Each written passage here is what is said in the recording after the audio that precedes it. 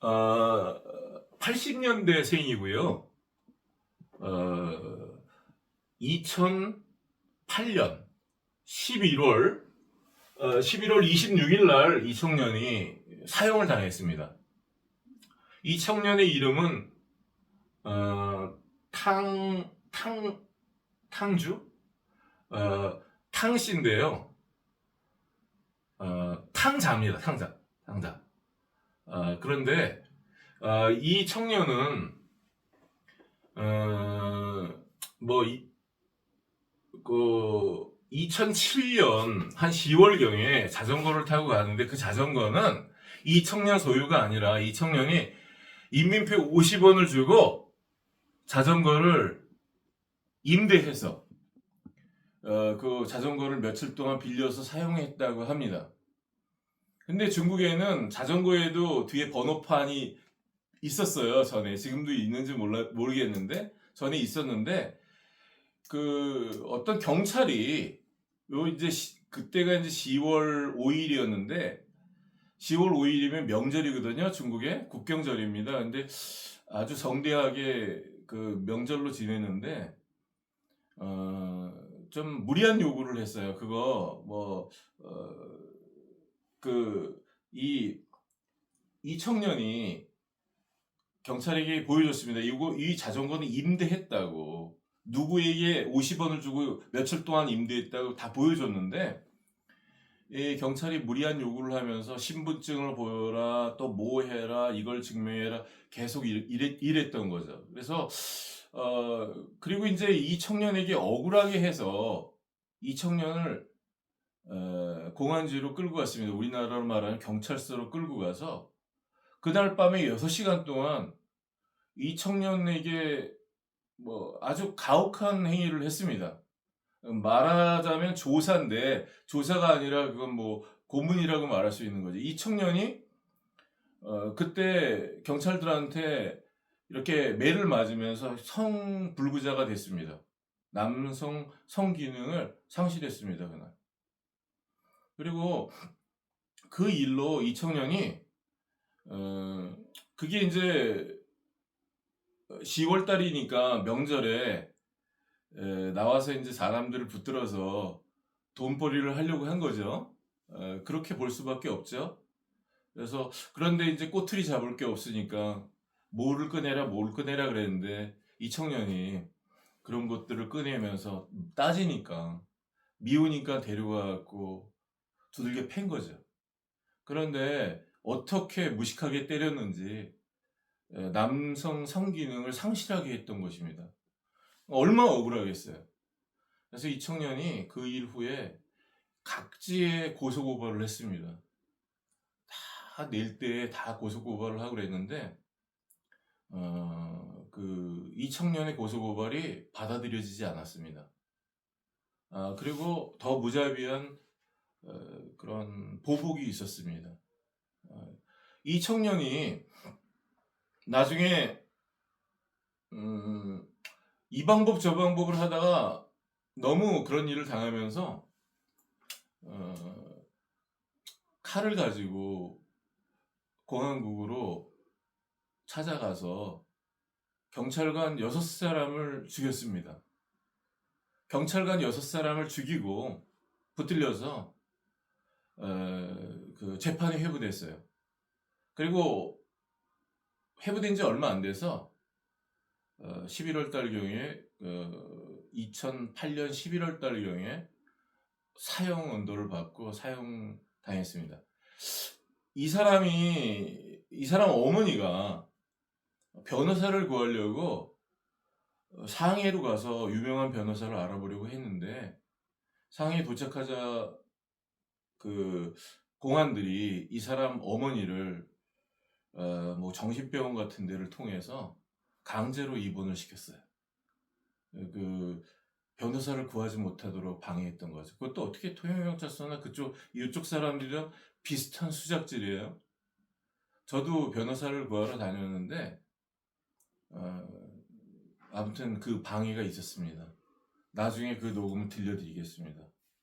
그래서 지금 우리나라 이런 형편에서 변호사가 따져주지 않습니다. 따져주는 게 아니라 변호사 잘못 선임하면요, 선임권을 주기 때문에 그들이 더 불리하게 하는 것 같아요. 제가 그런 것들을 전에 몰랐는데, 그래도 이 나이를 살면서 보는 눈이 있죠. 나중에 변호사들이 나오는 걸 보고 제가 두 손 들었습니다. 이 사회가 악하고 좋지 않게 흘러가고 있습니다. 이 사람이요, 결국은 어떻게 불합리한 변호사를 만났는데, 그 변호사가 변호사 역할을 했던 게 아니라 이 사람이 이렇게 막 누구를 죽이고 그런 거, 그럴 만하다, 이 죄가 그럴 만하다, 뭐 이런 취지로 이 사람을 돕는 변호가 아니라 이 사람에게 불리한 의견서라든지 그런 말을 했던 거예요. 이 사람은 1심에서 사형이 나왔고 또 제대로 변호도 받지 못하고 형장의 이슬로 사라졌습니다. 이게 너무 잘생긴 남자예요. 그리고 이 사람이 죽기 전에도 그 공판장에서 죄를 인정하지 않았다고 해요. 끝까지 그 죽음을 택했던 것입니다. 국가가 정부가 왜 있어야 됩니까? 원시대 때는 누구에게 피해를 당하면 또 그냥 개인이 보복을 하잖아요, 서로. 그건 이제 근대국가, 현대국가에서는 이제 그거 하지 말고, 개인이 보복하지 말고 국가가 공권력이 개인을 대신해서 복수해 주는 것입니다. 그게 국가 형벌권이에요. 근데 개인이 당한 범죄 피해를 신고했더니 그거를 조사 안 해주는 게 아니라 아예 공권력이 범죄자 편에 노골적으로 서서 죄를 다 덮고 그 범죄자를 피해자로 만들고, 범죄 신고를 한 사람의 그런 증거가 명확함에도 불구하고 다 덮어버리고 가짜 체포영장을 발행해서 법정에 세우는 것입니다. 그리고 겁박하는 것입니다. 그리고 분명한 가짜 체포영장인데, 저는 그렇게 생각해요. 우리나라에 전산에 없는 체포영장이 어디 있습니까? 내가 이걸 갖다가 여러 곳에다가 대구 정서경찰서에 직접 가서 범죄 신고를 하고 그랬는데 6개월이 지나도 해주지 않습니다, 조사. 달성경찰서로 보내고, 달성경찰서는 나중에 제가 진정서를 제출했다는, 제가 진정서 제출 안 했습니다. 범죄 신고를 했습니다. 구태여 말하자면 고발이라고 말해야 돼요. 그런데 범죄 신고라고 안 하고 진정서를 제출했다 거짓말을 써서 공문서를 보냈습니다. 이러고 있습니다. 얼마 전에 경찰청 문 앞을 지나갈 때 어떤 여자가 서 있었습니다. 보니까 성추행, 성폭행 그런 피해자예요. 20대 여성이었습니다. 그래서 저희 집사람이랑 옆에 있었기 때문에 가서 물어봤습니다, 사연을. 그때 맨 처음에 주저하지만 나중에 말해줬습니다.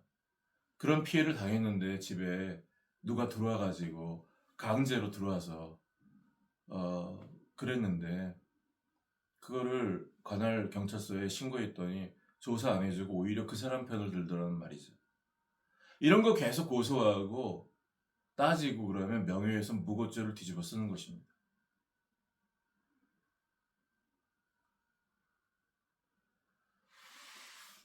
자, 이거 말씀드릴게요.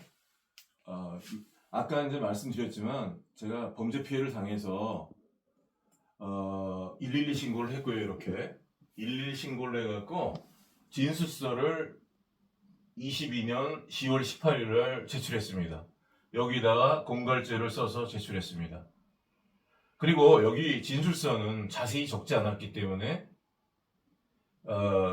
이틀이 지나서 하루 지나서 이렇게 번호를 받았어요. 이런 번호를 통지받았습니다. 이 번호를 여기다 써서 좀 자세하게 이런 서면을 썼습니다. 이 진술서보다 좀 자세하게 썼습니다. 그래서 이 번호로 써서 제출을 했는데 안 받으려고 그러죠. 대구 성서경찰서에서. 받긴 받았는데 받고서 접수증을 안 주는 거죠. 그 접수증을 아까 이렇게 녹음을 틀어드린 것처럼 접수증을 겨우겨우 받았는데 거기에 뭐라고 적어놨냐면 요거 똑같습니다. 요 번호랑 요 번호랑 요 번호랑 똑같습니다. 이렇게 번호를 써놓고 제가 제출한 공갈이라는 죄명을 공갈 미수로 바꿔놨어요. 그리고 여기 좀 자세히 봐주세요. 여기에 뭐라고 했냐면 민원 사건이라고 해놨습니다. 저도 그때 몰랐어요. 이게 뭔지. 대구 성서경찰서장 직인이 있습니다. 민원 사건은 뭐냐면 민원 처리법으로 처리해야 될 그런 사건이란 말이에요. 민원 처리법은 형사처벌하는 법이 아닙니다. 민원을 원활하게 하기 위해서 그 법이 제정된 것입니다. 말하자면 범죄 신고를 민원으로 바꿔놓은 것입니다. 민원 처리법으로. 누가? 대한민국 공공기관 대구 성서경찰서장이 이렇게 바꿔놓은 것입니다. 범죄를 일반 민원으로 바꿔놓은 것입니다. 호적 등본을 가족관계 증명서를 발급해달라 뭐 이런 민원식으로, 아니면 도로에 지저분하니까 좀 치워달라 뭐 이런, 시끄러우니까 좀 조용히 해달라 이런 민원으로 바꾸는 것입니다. 형사처벌하는 게 아니에요. 요거 위법입니다.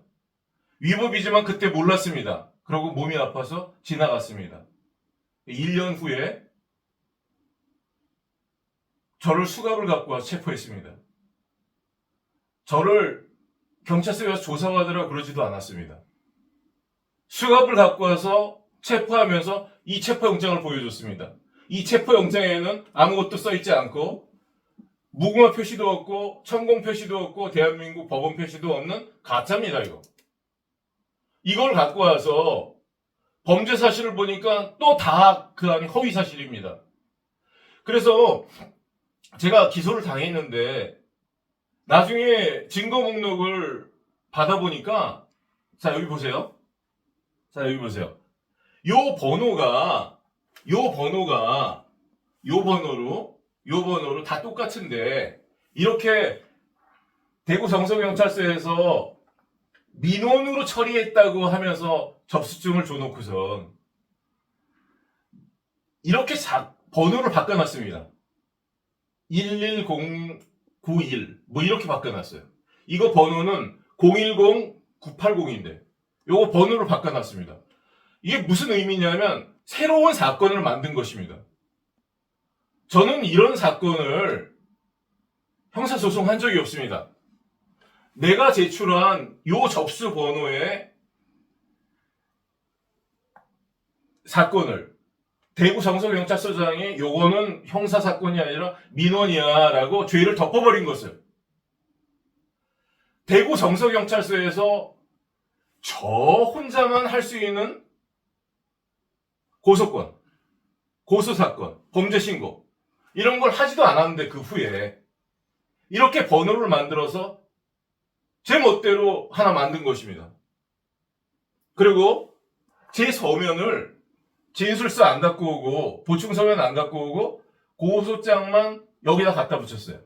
이게 무슨 말이냐면 제가 이 사건 번호, 이 접수 번호로 제출한 이 서면은 이 사건 번호, 이 접수 번호로만 써야 돼요.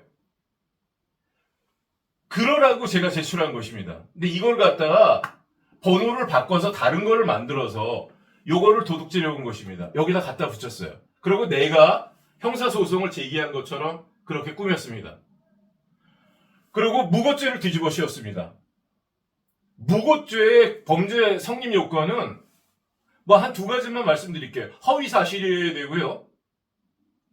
그리고 상대방을 형사처벌하려고 하는 목적이 있어야 됩니다.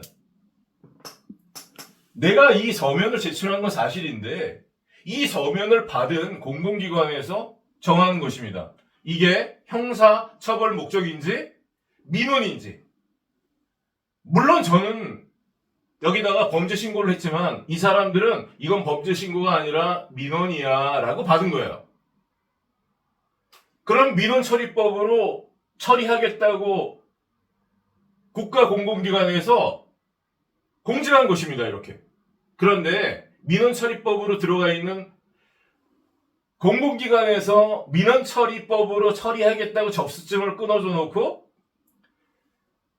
서면 제출자 그 범죄 신고자의 동의를 구하지 않고 또 다른 사건을 만들어서 거기다가 이 서면만 갖다가 붙인 거예요. 그리고 재판을 하나 또 이렇게 기소해서 만든 것입니다. 그러면 경찰이 이렇게 했더라도 검찰청에서 이게 걸러져야 돼요. 이런 걸 보면 모르겠습니까? 이게 다 포함이 돼 있는데? 그러면 사건 기록을 통해서 이걸 보면 이건 말도 안 되는 거니까 이거랑 번호도 틀리고 그러니까 그러면 검찰청에서 이건 말도 안 되는 걸 왜 송치하냐. 그 야단을 쳐야 되는 거죠. 근데 지금 경찰이 수사권이 있으니까 이제 숟가락 하나 더 얹어서 서로 악행을 하고 있는 것 같아요. 우리 잘못도 따지지 마. 너희들 잘못도 내가 덮어주고 같이 해줄게. 이렇게 악한 짓을 하고 있는 것 같습니다. 이렇게 말도 안 되는 사건을 검찰에서 받아서 제가 원했는데 조사해주지 않고 그냥 구공판에 회부했습니다. 그러면 법원에서 걸러줘야 돼요. 이건 말도 안 되는 거니까 이거 법원에 올 게 아닌데 이런 걸 왜 보내느냐 그래갖고 구공판을 받으면 안 되는 것이죠. 근데 받아서 체포영장 가짜 체포영장을 공판에서 증거 목록을 보여주면서 이걸 제시했습니다. 그건 저는 행사죄라고 생각해요. 다른 데도 아니고 대한민국 법원에서 가짜 체포영장을 행사할 수가 있는 것입니까? 이거 이렇게 타락해도 되는 것입니까? 물론 법적으로는 어떤 수사가 이루어지지 않았기 때문에 제가 가짜라고 제가 말하는 거예요.